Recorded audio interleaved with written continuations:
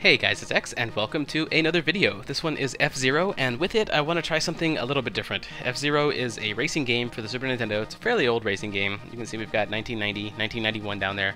So it's fairly old, but still a good racing game nonetheless. I remember renting this game when I was either really sick, like legitimately sick, or I was faking sick and out from school back in elementary. So yeah, that was a lot of fun. I don't know if it was, yeah, I'm pretty sure it was elementary. Anyway, that's neither here nor there. Let me explain what I want to do with this this series. This is called Race a Day, and what I want to do is I want to play one race a day, and I'm going to do something for this video that I don't normally do for my videos. I'm going to turn on video responses, and I don't normally have those turned on. What that means is you can make a YouTube video on your channel, and you can set it as a response to this one, and it'll appear below this one as a link so that others can check out what you're doing on that video. And what I hope to do with this is I hope you guys will play the same race as I do. I mean, that's the goal. You guys will play... that's the requirement for me accepting it, because I have to approve every video response that comes through. So you guys will have to play the same race that I play, and in this case it's going to be the first track in this game. Choose your car, tell me your strategy, like I'm going to do for you guys in just a moment. I'm going to tell you what strategy I like to play with. I'm going to explain the cars here in just a moment. So yeah, choose your car, tell me your strategy, and try and beat my time. Now, this isn't... I don't want this to be like a super competitive thing. I want this to be casual and fun. I don't want you to practice ahead of time if you don't want to. Of course you can if you want to, if you really want to try and show off and have the best time or whatever.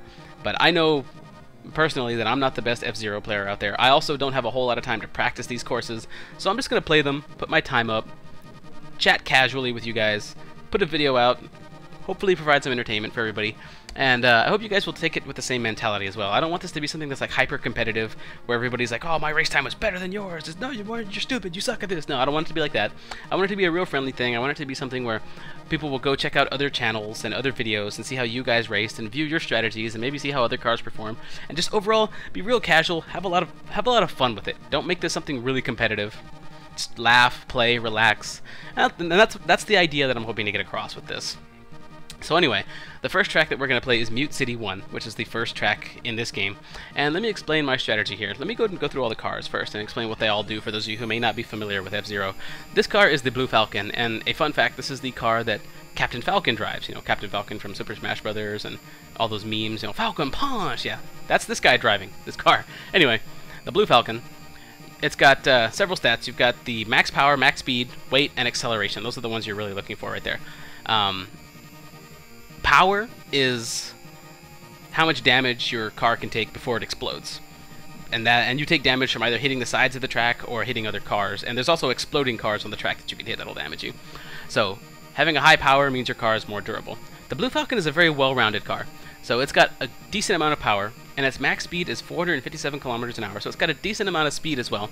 And your weight, I believe, is how easily the car, like how much it sticks to the track, how easily it turns, or how slowly it turns. And weight also determines how much you get knocked around when you're hit by other cars. And the acceleration chart down there shows how quickly the car ramps up to its maximum velocity. So you can see it's a very well-rounded car. It's like right down the middle. It's not fantastic in most scenarios, but it's well-rounded on most tracks. Okay, so that's the Blue Falcon.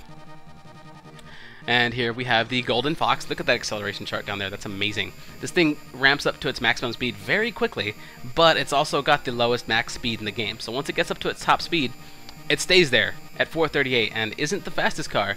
So because it ramps up its acceleration so quickly, it makes it good on turns. It makes it good at recovering from collisions. So it's a good car for that purpose. And it's got a very low weight though. So whenever you hit it, it really bounces around the track. So if it gets hit by multiple cars, it's very easy to lose control with this. But again, if you can control it and if you can steer it well, then you're probably pretty well off with this car. You can get in first place quickly, and as long as you can hold it, you're good to go. Low max speed, low weight, low power as well, so it's not very durable. So you have to make use of the little recharge spots on the course as much as you can whenever you need to. So that's the Golden Fox. And here we have the Wild Goose. This is a fairly weighty car. It's got a good amount of power. It's got the second highest max speed in the game. It's got a good amount of weight as well, and its acceleration begins a little slow. Begins a little quick, but then it slows off until eventually it reaches its max speed. It's a fairly decent car. I haven't raced with it a whole lot. If you do, let me know what you think about it, how you like it. And here is my car of choice, the Fire Stingray. Now you'll notice it has a very slow acceleration. It very slowly reaches its max speed, but it has the highest max speed in the game, 478 kilometers an hour. And that's what I like about it. It's also got good power, which means it's got good durability, and its weight is okay too. So this is the car that I like to choose. So I'm going to go ahead and select this one. And what I want to play on, and what I want you guys to play on as well, of course, feel free to break any of these rules. These are more guidelines than actual rules, but what I'd like you guys to play on is the Night League and the Beginner class, because that's what I'm going to be playing on as well. So here we go, we're going to get into Mute City.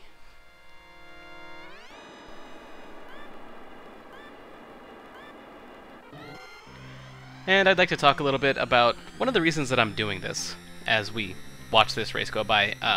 The first part of this video I recorded while I was playing, while I was describing the cars. This part I'm playing, I'm watching as I narrate, so I don't have to break my concentration by narrating and playing at the same time. So yes, I did record this part, the race itself, first, and now I'm going back and narrating over it. And I want to talk a little bit about why I'm doing this exactly. And I'll talk a little bit about the race too in just a moment. Let's let this first lap go by and a little bit more time go by before I talk about it. But one of the reasons that I'm doing this is because, sorry, now we're going to get to talking about the race. Like I said, the Fire Stingray, you can see as I just continue to coast, I'm going to pass up the Golden Fox here with no problems because my very slow acceleration is finally reaching to the point where I'm going to reach my top speed, and no other car can match the Fire Stingray's top speed. And I like to miss that ramp as often as I can. I do hit it in the last lap of this, so you can see why I like to miss it. The ramp actually slows you down. It may be fun to try and hit it and get some air, but it's actually not a good idea to hit that ramp because it slows you down drastically when you land. Anyway, the reason that I would like to, the reason that I'm doing this is because, I don't know, I think YouTube's kind of reaching a, not really a plateau, and I hate to put it this way, but I think it's getting a little bit stale. I like to see new things going on YouTube. I like to see new things happening. I don't like to see the same thing being done over and over again. And a couple of years ago, when I got into YouTube, you know, doing Let's Plays and making how-to videos for how to make gold farming, how to make gold in World of Warcraft, you know, creating a YouTube video was an art. It was fun, and the audience that was watching, I don't know, it seemed like it wasn't really a new thing, but it's something that was kind of exploding thanks to people like Wow Hobbs and C-Nanners and Diggity and Moletrap, you know, putting video game footage up and commentating it and doing how-tos and just playing video games and enjoying them has been around for a long time, but it seemed to have reached a boom around the time that I got into it. And I'm not saying it's because of me, but it just happened to be that that's how it played out. And now, speaking of being played out, we're seeing a whole bunch of people getting into the whole Let's Play thing. And right now, as an audience, I'm pretty sure you guys are getting bombarded with a bunch of Let's Plays, gameplay footage. Every time a new game comes out, all of your favorite YouTubers are doing footage of that game, all sorts of stuff. And you see, I just hit that ramp and it slowed me down drastically. Go back in the video and watch how much speed it took off of me up there in the top right. But anyway, yeah, you see a whole bunch of this going on, and everybody's getting into Let's Plays. Everybody's doing their own thing.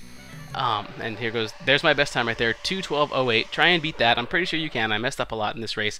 But this is the reason that I want to do this, and I'm going to talk a little bit beyond this score screen, so the video is going to pause a little bit as I continue to talk. But I'm explaining why I'm doing this and why I want you guys to get into it. It's because, as an audience, you guys pretty much serve a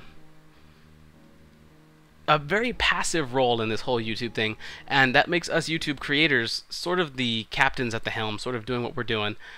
And I don't think we necessarily need to be that way. I think we can be a little bit more interactive. You do see some YouTubers interacting with their audience, and some of them do it very well, some of them do it a lot, but you don't see a lot of it in the gaming community.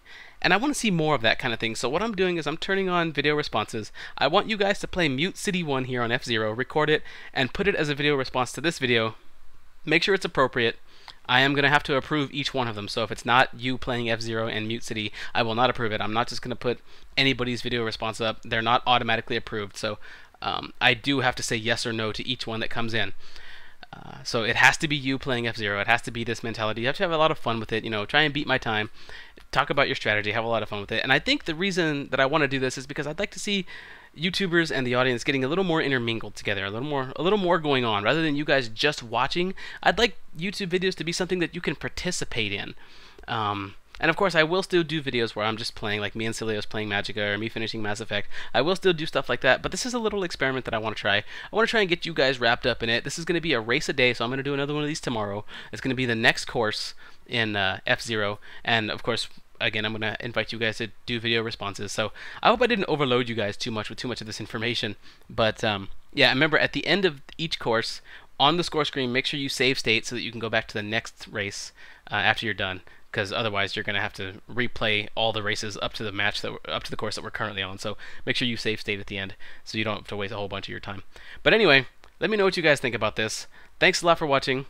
Leave your video responses. If you have any questions, send them to me in my inbox. I'm going to try and keep up with that. I get a whole bunch of messages every day, but I'm going to try and keep up with it.